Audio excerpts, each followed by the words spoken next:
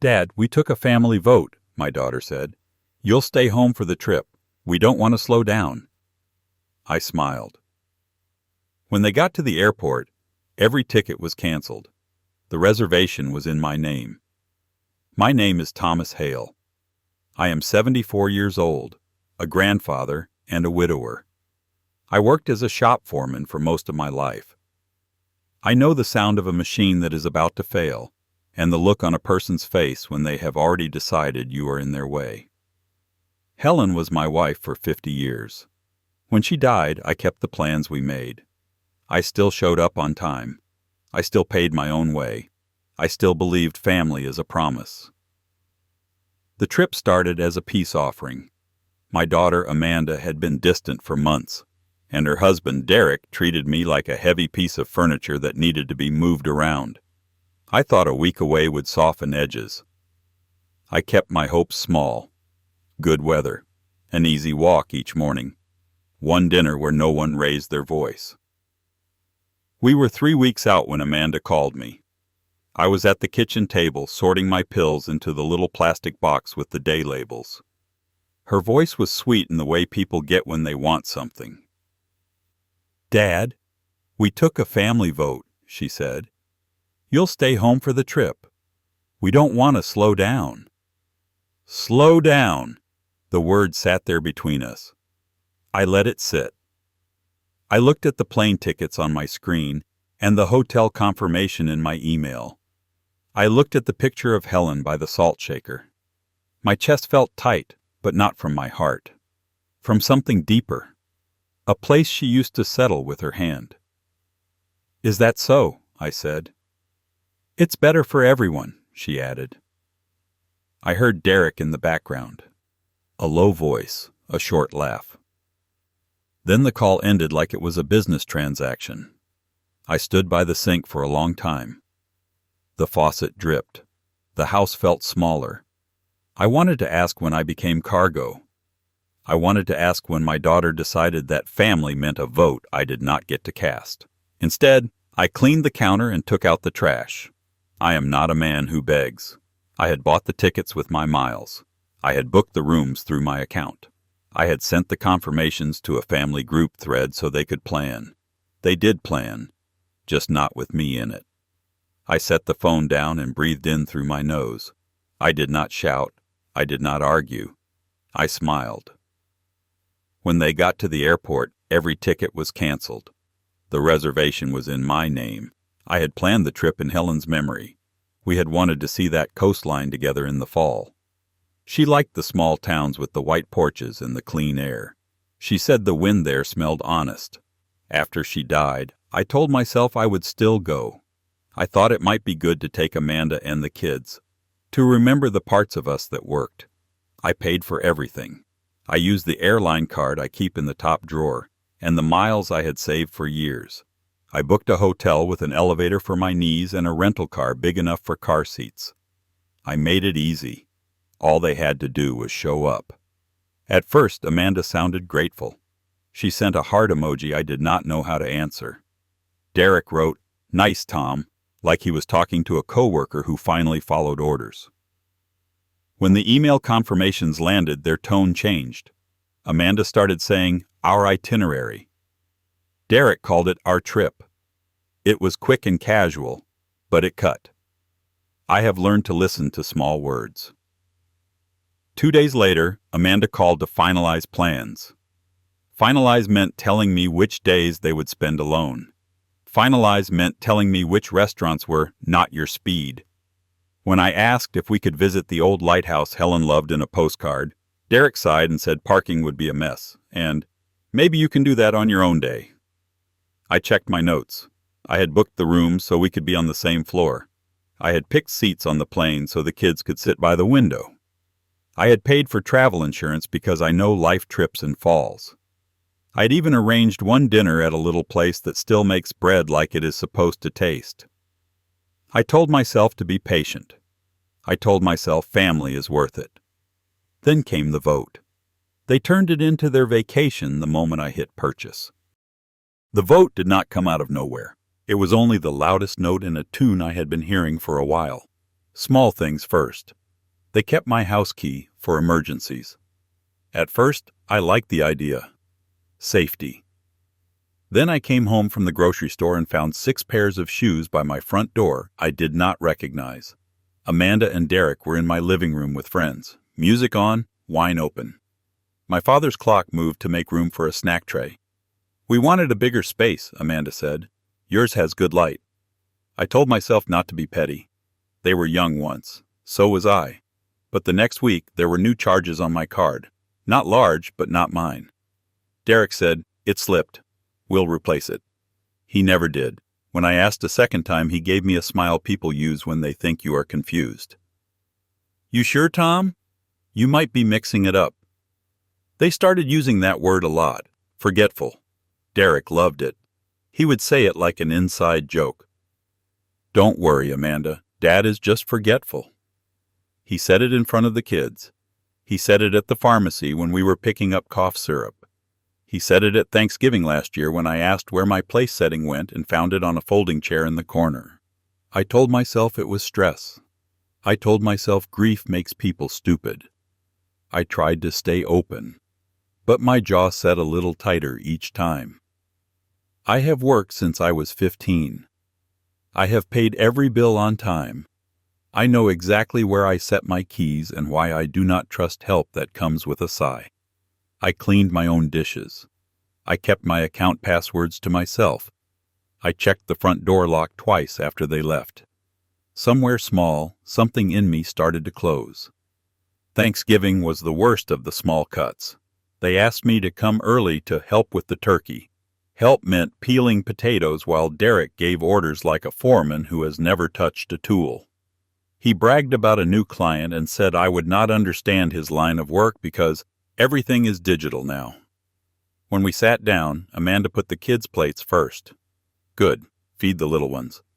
But then she set plates for her in-laws who had stopped by, and Derek poured himself wine I had brought. My plate was missing. I stood there holding the serving spoon while they took photos for social media. The kids laughed. The dog barked. The room felt loud with everyone except me. I cleared my throat. "Where am I sitting?" Amanda waved at the card table against the wall. "Over there, Dad."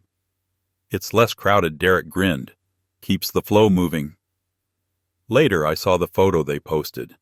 There was the table, the candles, the smiles. My chair did not exist. I asked Amanda about it. She said, "It looks cleaner without the clutter." Clutter. That was me. I do not cry in front of people. I went to the garage to look for a nail I needed to replace a hinge at home. I held the little box of nails until my hands stopped shaking. When I came back in, Derek had cut into the pie I brought and told a story about how some folks just can't keep up. The room laughed at the shape of the joke, not the words. I felt old, but not useless. There is a difference. On the way out, I hugged my granddaughter, Lily. She held on a second longer than usual. I felt her breath against my neck. "I love you, Grandpa," she said. I held that line all the way to my truck. Evidence did not come from a lawyer. It came from an 8-year-old girl with big eyes and a careful way of watching. It was the Sunday before the trip. I had stopped by to drop off a box of car snacks for the kids. Amanda and Derek were upstairs packing. The house smelled like laundry soap and something burnt. Lily tugged my sleeve. "Can I show you something?" she whispered. We sat on the bottom step. She handed me Amanda's phone. "Mom left it unlocked," she said, serious. "I know that's bad, but you should see." It was the family chat, not the one with me in it. The other one. The top message was Derek's. "Vote. Leave Dad home. He's cargo. Use his miles before he forgets the password." Then a string of thumbs up. Amanda added, "We'll tell him it's about pace." Her sister-in-law wrote, "LOL, old people in airports. Like we are a joke they all get." My ears rang. I felt heat rise up my neck in a way it has not in years. I kept my voice calm for Lily. "Thank you for showing me," I said. She looked worried. "Are you mad at Mom?" "I am disappointed," I said. "There is a difference." I forwarded the screenshots to my email and then to my printer at home. I kissed Lily on the top of her head and told her she did the right thing. She nodded, tears glassing her eyes. "You always bring snacks," she said, like that was a fact that could hold a house together. I stood up slowly. I left the box of snacks on the kitchen counter and walked out into the cold. In the truck, I put both hands on the wheel and breathed. Not panic, not rage, something hard and clean. In my head, I heard Helen say, "Do not argue." Decide I drove home and printed the messages. The words were theirs, not mine. I printed them. At home, I went to the hall closet and lifted out the fireproof box. It is a plain gray thing with a stubborn lid. Inside were the simple bones of my life: passport, birth certificate, Helen's ring in a small velvet bag, a letterhead from the local firm I keep for boring work like notarizing a form now and then. My airline card sat in a sleeve on top, the metal cool in my hand. I turned on the lamp at my desk and opened my laptop. The airline app logged me in with the face scan. I checked the reservations. 4 plane tickets, all under my master booking. The hotel was linked to my account. The rental car, too. The travel insurance was a little box I had clicked because I know better. Every piece pointed to me as the owner. I scrolled through the names: Amanda, Derek, the kids, mine. I stared at mine for a long moment. I remembered Helen showing me the postcard of that lighthouse, her finger tapping the picture. Someday. I changed the email on the reservations to a different address I keep for spam. I changed the password on the airline account and the PIN on the card. I turned off the ability to make changes without the primary holder's approval. I set 2-step verification to my phone only. It took 5 minutes. I moved slow and careful. I did not shake. My phone buzzed with an alert about a login attempt from an unknown location. I smiled at the little glow on the screen. I could hear Helen again. Decide. Not in anger. In fact. I closed the box and slid it back into the closet. The room was quiet. No speeches, no drama. Just a plan and the proof of who it belonged to. I sat back down, looked at the family photo on my desk, and let my hand rest on the wood until the pressure in my chest eased. The quiet wasn't heavy anymore. It was steady, like a heartbeat. For months, maybe years, I had let them chip away at me a little at a time. I told myself it was age, grief, misunderstanding. But what they did wasn't misunderstanding. It was theft, of trust, of respect, of the life Helen and I built from nothing. I realized I was the last one still treating my life like it mattered. They had mistaken kindness for weakness. That was their mistake. I wasn't done yet. Soon, I'm going to change the ways of this family. I'll bring justice that is going to rewrite everything. You won't believe how harsh it's going to be. But before we continue, please subscribe to the channel and write in the comments what time it is where you are now. I woke up before dawn and made coffee the way Helen did it. 1 scoop extra for strength. I stood at the sink and watched the yard get its color back. I thought about the word vote. I thought about the way Derek said cargo. I let the anger pass through me and leave something cleaner. I opened the airline app. Each seat was a shape on a little map. 4 blue shapes I had paid for. I looked at their names and saw only the words they had used for me. I pressed cancel. The screen asked if I was sure. I was. The tickets vanished. I felt my breath settle. I did not stop there. The hotel was a place Helen would have liked. White porch, quiet street.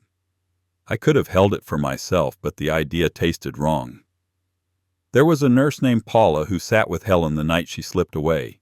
She brought a soft blanket from her car and a set of hands that never hurried. I found her number on a page I kept in a drawer. When she answered, I told her who I was. My voice shook on the first words and then steadied. "I remember Helen," she said. "She was kind."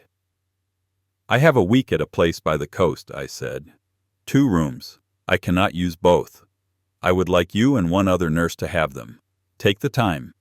Take someone you love. No strings. She went quiet, and I heard her breathe.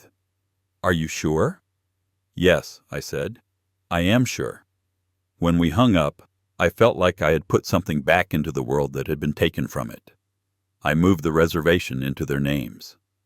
The little confirmation ding made me smile. I wrote down the address on a piece of paper and slid it into the fireproof box with Helen's ring. I rebooked 2 tickets for later dates under names of men from my old shop who always said they would travel when they retired and never had. I sent them a message saying I could not tell them why yet, but if they said yes, they would understand. They both said yes before noon. I liked the idea of men who had stood on concrete all their lives seeing the ocean from the air. At 10, my phone started buzzing, Amanda first. I did not answer. Derek next. I did not answer. The group thread lit up like a machine with a stuck switch. I turned the phone face down and sat with my hands flat on the table until the buzzing stopped. I was not hiding. I was choosing. I walked through my house and checked the windows. I touched the frames I had sanded and painted. My name is on the deed, I thought. My name was on the reservations. My name is on the life I built. I was not their cargo. I was the man who wrote the checks and held the vows. I was the one who stayed when it was hard. By noon, I was tired in my bones, but it was not the tired of defeat. It was the tired that comes after real work. I ate a sandwich over the sink. The old habit made me laugh. Helen used to swat my shoulder for that. "Sit down, Tom," she would say. I sat down. I took one bite at a time. I looked at the printed screenshots on the table.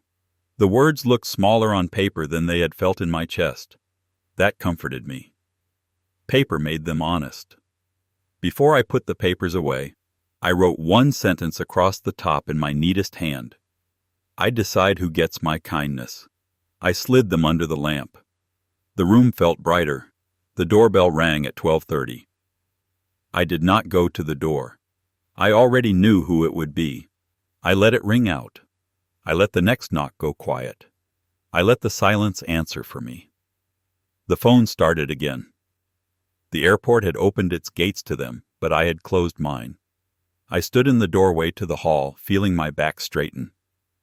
I had canceled the seats, but that was not the justice. The justice was that they would have to face what they had become. That part was still ahead. I was ready. They called from the curb outside the terminal. I could hear the echo of loudspeakers and the metal roll of suitcase wheels. I answered because I wanted them to hear me calm. "Dad, the tickets are canceled," Amanda said. Her voice was high and brittle. "Fix it now." "No," I said. "You told me I would slow you down. I moved out of your way." "That is not what we meant," she snapped. "You are being dramatic." "The kids are crying." I closed my eyes for a moment. The image of Lily's small hands on my sleeve came to me, steady and warm. "Do not use the children to hide what you did." Derek took the phone. His tone had that smooth layer he put on when he wanted to sell something wrong. "Tom, this is a misunderstanding. The airline made a mistake. You need to call them and clear it. The reservation was in your name, so this is on you." "Correct," I said. It was in my name. A beat. Airport noise crowded the line. I could picture them standing there, the wheels of their suitcases going still, the people around them moving fast, leaving them behind. It should have hurt. It did not. It felt like the world finally catching up to the truth. Derek tried a new route. "Do you have any idea how this makes us look? We told people we were going. We set plans. We have a schedule. You set a vote," I said. "You called me cargo. You used my miles like a wallet on legs. You decided I was old enough to discard but young enough to fund your fun. And you think my worry is your schedule." "This is cruel," Amanda said. I heard her breath short and angry. "You are punishing us." "I am not punishing you," I said. "I am stopping you." For a moment there was only the airport voice naming flights. It sounded almost kind. Amanda tried tears. I could hear them forming, and I waited. It is an old sound to me, easy to read. Dad, please, do this one thing. We will talk later. You had a chance to talk when you took a vote about your father, I said. You had a chance to talk when you used my key to host a party in my house. You had a chance to talk every time you laughed when he called me forgetful. Derek muttered something to her, low and ugly, then came back on. You are not well, he said. You forget things. We were trying to protect the trip from your pace. I felt the old heat rise and then flatten. I built the pace you live in, I said. Brick by brick, he scoffed. We will handle it, he said to someone on his end, then back to me. Last chance, Tom. There will be no chance, I said. Not for this. I hung up. My hand did not shake. I set the phone on the table and waited, but not for them. I waited for my pulse to slow, and it did. I let my eyes go to the little frame photo of Helen leaning against a railing, hair pulled back by a wind I could not see. You would have told me to say it plain, I said out loud. I did. The phone started again, a new rhythm. I did not pick up.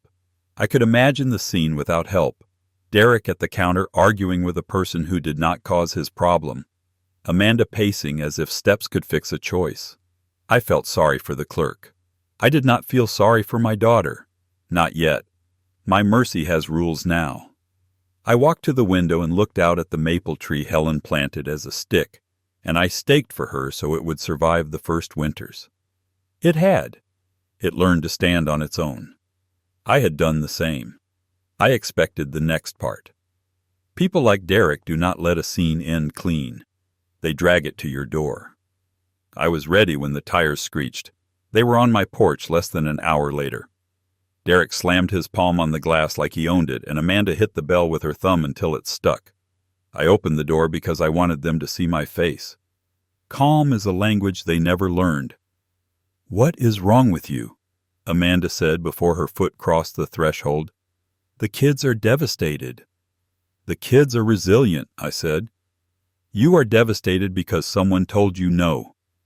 Derek pushed past her like a man entering a room he paid for. He did not. You can undo this, he said. You will undo this. Otherwise, there will be consequences. I let the word hang there. There already were, I said, and stepped aside. Come in.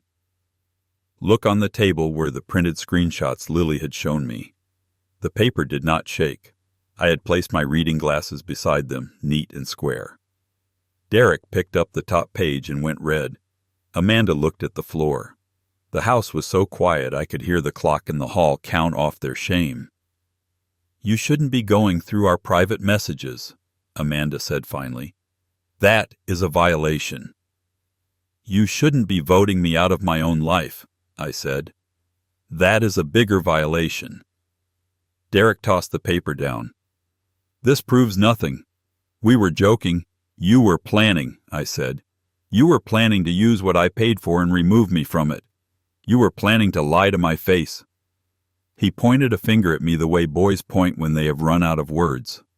You are confused. You are not fit to manage travel. Maybe not money either. We can talk to someone about guardianship. It might be best Amanda did not stop him. She stood there, eyes wet, mouth tight, and did not stop him. That told me everything. Say that again, I said. Derek took a step closer, emboldened by his own voice. Guardianship, he said. For your protection. I felt nothing but clarity. Get out of my house, I said. Now. He smiled. It was the kind people save for small animals on the road.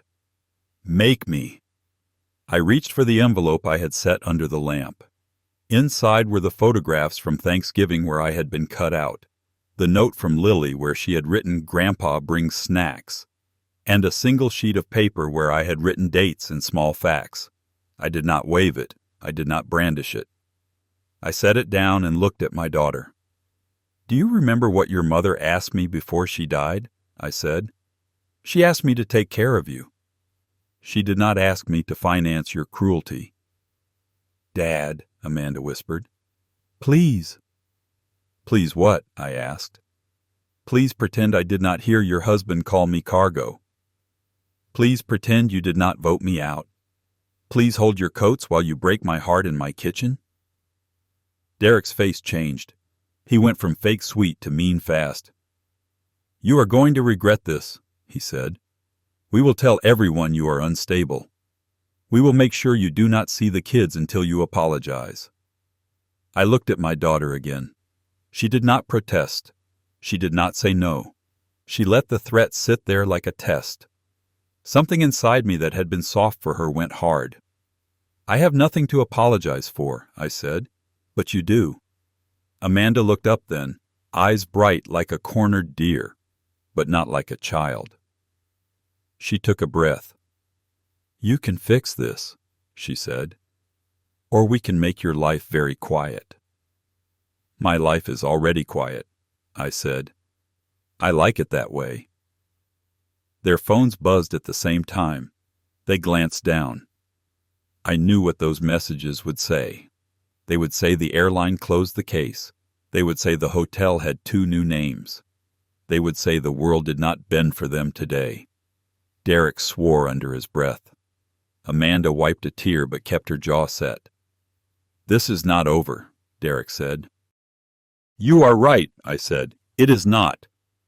He stepped toward the table again, maybe to grab the papers, maybe to sweep them to the floor.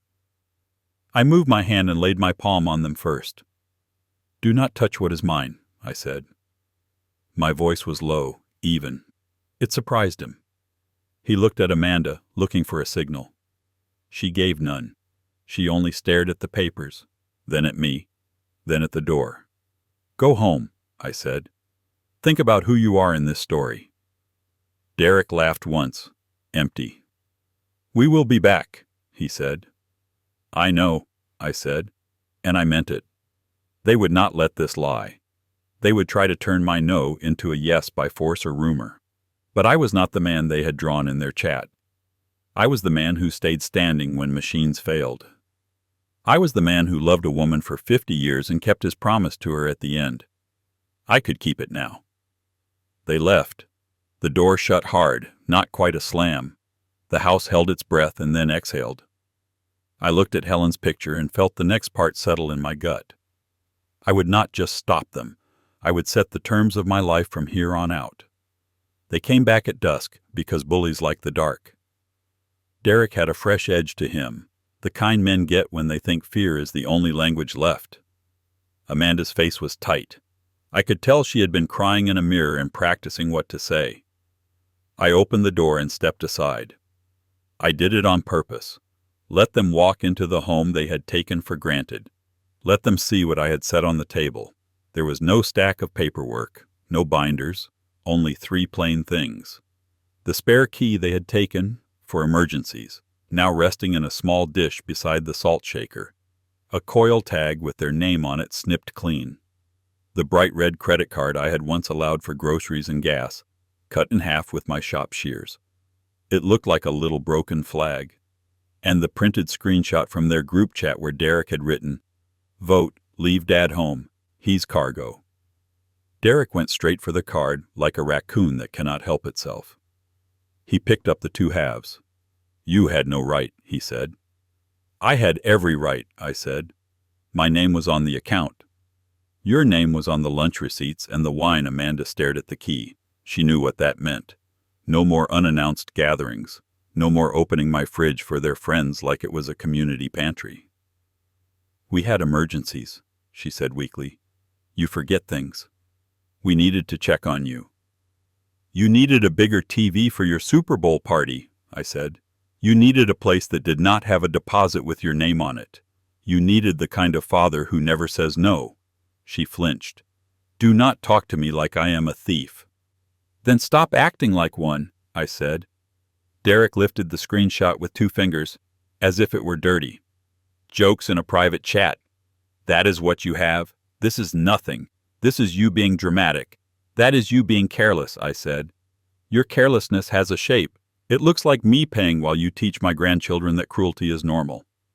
He smirked at that. They will not remember this, he said. We will fix it. We will tell them you misunderstood. I had an old ache that rose up when he said that word, misunderstood. That was the word people used when they wanted to drag you back into the small box they built. No, I said, you will not drag me anywhere. He set the broken card down and leaned on the table, trying to loom. Here is how this will go, he said. You apologize for today. You call the airline and undo whatever stunt you pulled. You give us back the key. You put the card back on file. Or what? I said. He smiled without joy. Or we will make sure your world shrinks. Friends, church people, the kids, people will hear that you're slipping. They will believe it because you are old. Amanda said nothing. That was the worst part. She let his mouth be hers. I wanted to ask what I had done to raise a woman who could stand still in a room like this. Instead, I tapped the dish with the key in it. The little ring made a soft sound. This is my house, I said. That was my card. Those miles were mine. The only thing of yours in this room is the shame. For the first time, Derek looked unsure. It was small, like a crack in a glass you cannot unsee. He pushed off the table. We will come back with people, he said. People who will make you listen. I listen fine, I said. I hear every word you say. Behind him, the maple tree outside the window held its shape against the wind. I looked at the key again and felt my shoulders loosen. They had carved me into something small. I had let them. That was over. The items on the table were not legal traps. They were simple truths made solid. Take a good look, I said. What you see here is yours to own, not mine. They stood in my kitchen like nothing had happened. Derek's eyes were bright with that slick confidence he wore to sell a lie. Amanda wouldn't look at me. She stared at the floor like it might open and save her. I don't care about papers, he said, flicking the screenshot like ash. You ruined our trip. You called me cargo, I answered. Say it in this house, he smirked. Stop being sensitive. I slid the top page toward him and read the line out loud. He's cargo. Use the miles before he forgets the password. Then Amanda's. We'll tell him it's about pace. The room went still. Silence. The kind that tells the truth better than talk. Then Derek laughed too loud. Anyone can fake that. He reached for the phone. I slid it into my pocket and set my feet. Years of lifting and bracing came back like a muscle's old prayer. He stopped. Pride does not like a wall that won't move. Pathetic, he said. You're making a scene. No, I said. I'm making a record. Amanda's eyes brimmed, but her tears had edges. We were under stress. Kids, work, everything. You can't keep up. I carried more than you will ever admit, I said. And I never called family cargo. Derek shoved a chair. We can play this game too. We'll film your slips. Tell people you're declining. They'll believe us. Make your calls, I said. He blinked, thrown by the open door and my voice. I pointed to the key in the dish, to the red card split down the middle, to his words on paper. This is what you did, I said, not what I did to you. He tried one more angle. Fix it. Apologize. Put the card back. Or we tighten the circle. My circle is already tight, I said. That's why I can breathe. They backed to the door. I kept my voice steady. Step into this house uninvited again, I said, and I will call the police. Not out of fear, out of self-respect. He sneered. Amanda flinched. They left. The porch light caught their faces and showed me who they were when they thought no one would notice. I locked the door and set the phone on the table. The room felt clean again. They returned in daylight, rage polished into a performance. Amanda held a grocery bag like a shield. Derek hung back with his hands in his pockets, all false calm. We brought muffins, she said. Where are the kids? I asked. Home, she said. Resting. We should talk. We will, I said. No pretending. We sat. The sun slid across the table and lit the three simple things: the snipped key, the broken card, the printed message that wouldn't take itself back.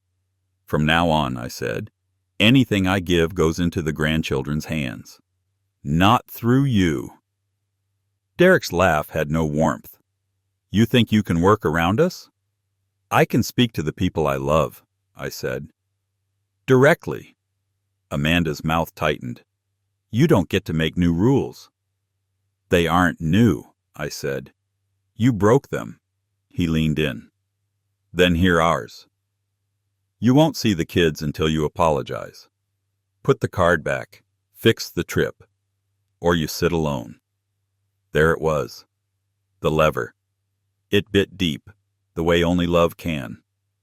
I let the pain pass through me and leave, the way cold air does when you open a door on purpose. I looked at my daughter. Is that yours too? She picked at a nail. No answer. That silence cut worse than the threat. I won't fight you with lawyers or scenes, I said. I'll sit on my porch. I'll keep the door open. When they come, I'll be ready. You'll be lonely, Derek said. I've been lonely, I said. I survived. He straightened, hunting for a story that could win the room. People will believe me. You're old. I'm loud.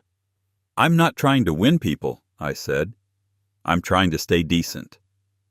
I slid a thin envelope toward them. A letter for the kids, I said. It says I love them. That I'll always be here. That the truth matters. Derek pushed his chair back. St. Tom, he spat. Knife in the back with a smile. I'm done with knives, I said. I use my name. Amanda's voice came small. What if we said we're sorry? Then change, I said. Not words. Change. They had none to offer, not yet. Collapse arrived as a chain of dings. It was almost musical. Derek checked his phone first. Color drained. Denied boarding, he muttered. Another ding. Non-refundable. Another. Flagged account. Amanda fumbled for hers. Hotel moved, she said, then softer, almost to herself. Car canceled. They looked at me like I'd set a trap. I hadn't. I'd only taken my hands off what was mine.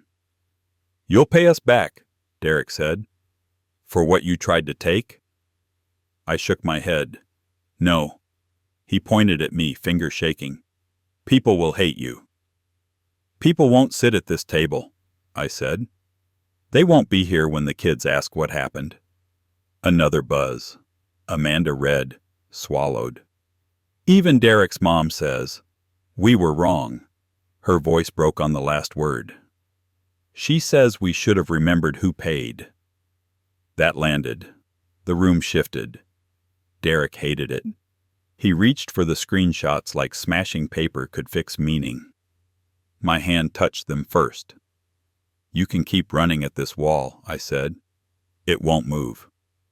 Amanda stood, eyes rimmed red, something honest finally there. I loved Mom too, she said. I never doubted it, I answered. She would hate what you did. She would be proud I stopped it. Derek yanked the door open. We're done. We're done with this part, I said. What comes next is up to you. He kicked the garden border on his way out. Small, mean, childish.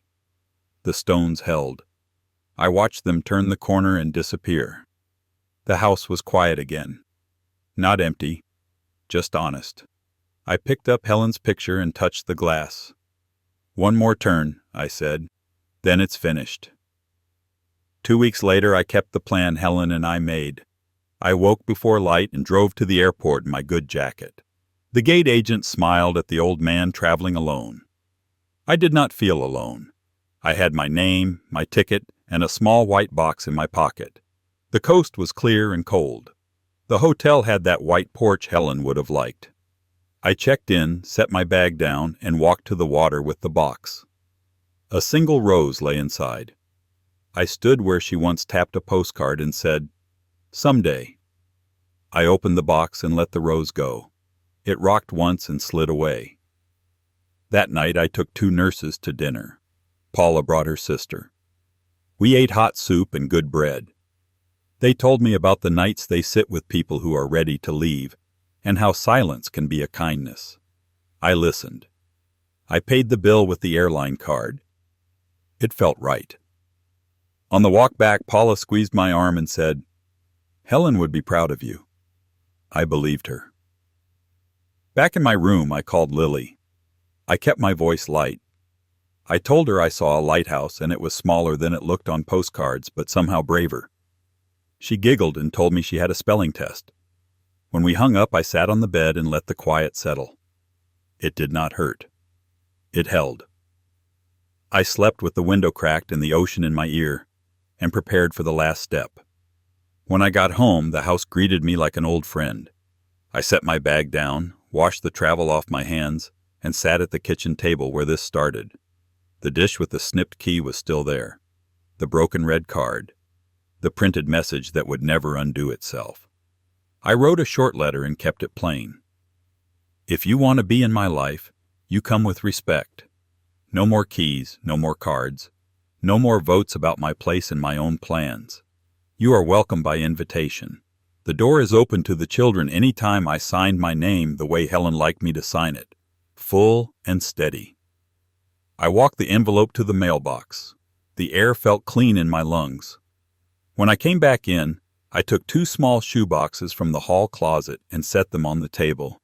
Lily's name on one, my grandson's on the other. I put inside a note, a photograph, and a $20 bill. For a book, I wrote. For shoes that last. Simple things. Things they could touch. My phone buzzed that evening. A long message full of soft words from Amanda. No admissions. No change. I read it once and put the phone face down. I was done arguing in circles. I stood at the window and watched the maple hold its shape in a gust. I could do the same. Before bed, I slid Helen's ring from the fireproof box and held it for a minute. "The line is set," I said. Saying it out loud made it real. In the morning, I changed the locks. Not out of fear, out of order. I gave a spare key to Mrs. Alvarez next door, who checks my mail when it snows and leaves tamales at Christmas. She hugged me and said, "Good." It was the best word I'd heard in months. I sat at my desk and looked at my life laid out in small objects. Passport, photos, the little plane of the airline card. I took a fresh sheet of paper and wrote what mattered. The house stays with me as long as I'm breathing. When I'm gone, the kids get what their mother failed to protect for them. Not a threat. A promise. This time there would be no vote. I set the plan, shut the book, and smiled. From here on, I chose the company and the pace. From here on, I set the itinerary. If your own child called you cargo, how would you react? Do you believe that I did things correctly? Share your thoughts in the comment section. My grandpa's words really happened. I believe him. If you want more true tales stories like this, hit subscribe.